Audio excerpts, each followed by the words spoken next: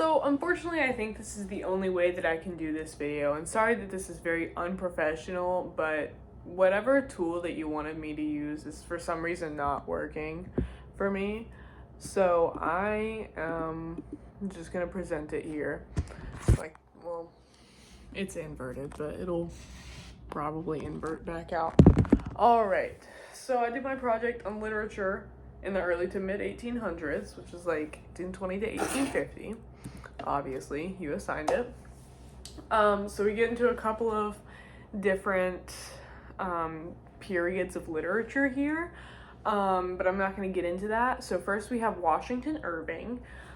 His biggest thing was The Legend of Sleepy Hollow. He was the first American author to gain international fame, and he kind of wrote one of the first novels in America that people like enjoyed reading instead of something like, oh, this is what our nation is doing now.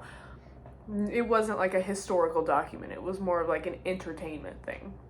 He focused on folklore, national identity, and humor, which is why I think he got so popular. He reflected a growing American culture identity, independent from Europe. Next, we have James Fenimore Cooper. He focused on the frontier life and Native American themes. Now, a lot of these themes that he actually touched on ended up being really, really wrong and ended up actually reflecting really bad on the Native Americans, and it caused some violence, it caused stuff like that, and it just was not good for the Native Americans. It painted them in a really bad light. So while he did develop the historical novel genre, maybe the way he wrote wasn't ideal.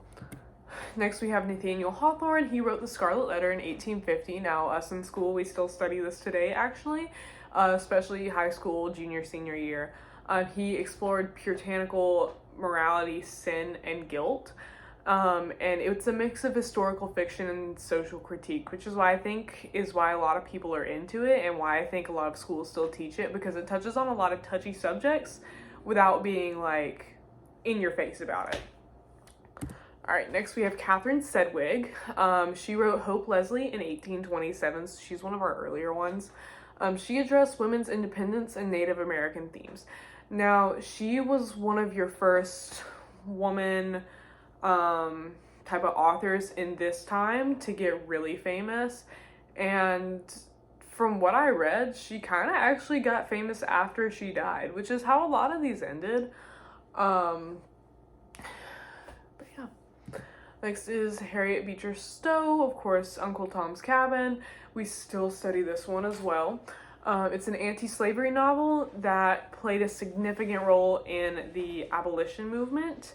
And this and our next one had a lot to do with enlightenment about slavery and kind of just educating people on the matter and the form. Next is Frederick Douglass. Now, obviously, how are you going to talk about literature in that time without talking about Frederick Douglass? I've read this book so many times. Not on my own, for school, 3 different times. He wrote Narrative of the Life of Frederick Douglass in 1845, and it was one of the first widely read slave narratives. And it's a personal autobiography. It's a social critique, and that's another thing. That's why so many people liked it. I think he was very out there. He was very to the point.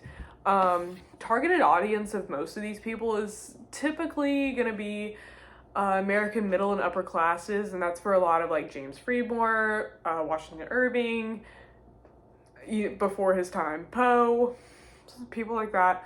They wanted to do the upper and middle classes just because they sought validation for American identity through fiction.